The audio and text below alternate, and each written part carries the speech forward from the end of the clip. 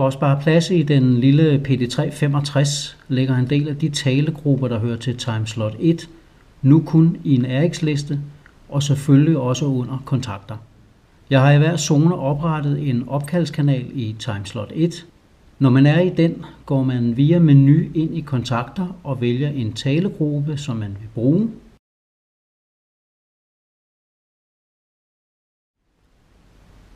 Her kan vi prøve papegøjen. Det er OZ1HWN med en test. Det er OZ1HWN med en test. Det er OZ1HWN med en test. Det er OZ1HWN med en test.